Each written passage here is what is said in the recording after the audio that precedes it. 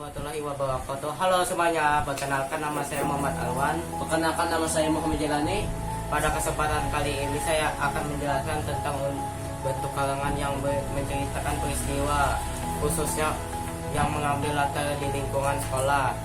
Tujuan saya menyampaikan penjelasan ini adalah untuk membantu teman-teman memahami bagaimana membuat sebuah cerita yang baik, yang punya alur yang jelas, tokoh menarik, serta pesan yang bermanfaat bagi pembacanya. Pertama-tama mari kita pahami dulu apa yang dimaksud dengan karangan berbentuk cerita. Karangan berbentuk cerita adalah tulisan yang menceritakan suatu kejadian atau pengalaman berdasarkan urutan waktu. Biasanya isi cerita menggambarkan peristiwa yang dialami tokoh dari awal hingga akhir dengan suasana tepat dan waktu yang jelas.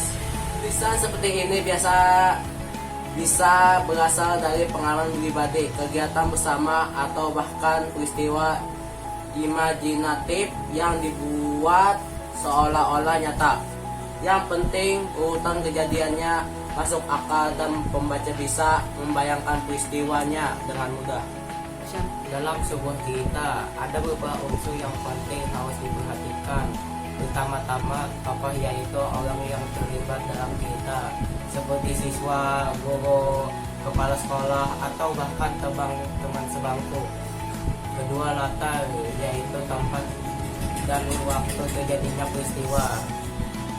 Latar bisa berupa kelas, halaman sekolah, dan perpustakaan, atau bahkan lapangan tempat upacara.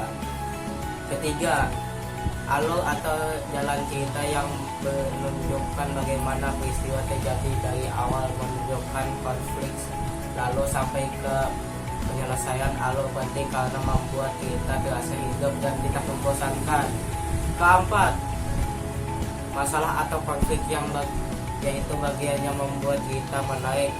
Tanpa masalah, cerita terasa datar dan tidak menegangkan.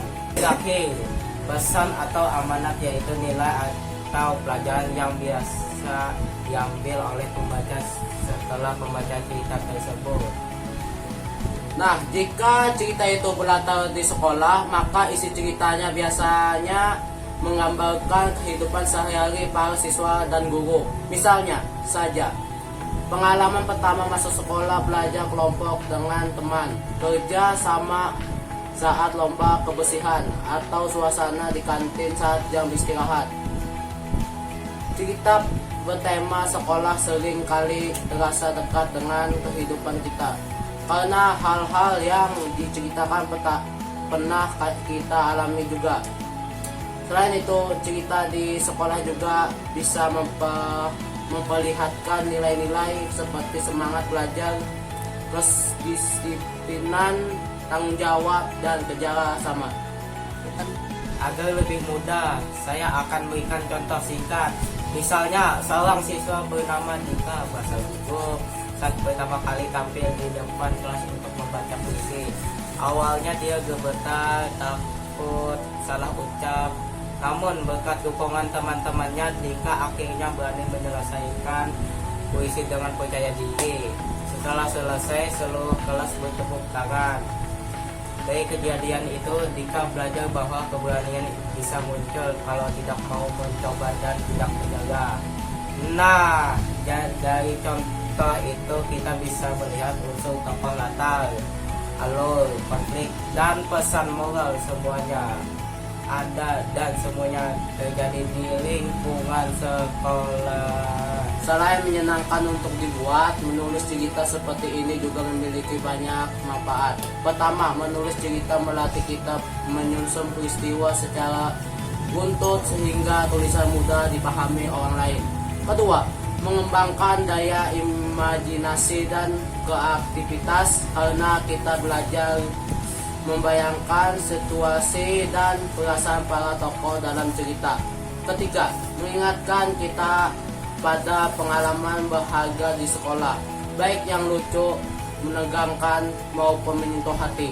Keempat, menumbuhkan rasa cinta terhadap kegiatan belajar dan lingkungan sekolah karena lewat cerita kita bisa melihat betapa banyak hal baik yang terjadi di sekitar kita setiap hari.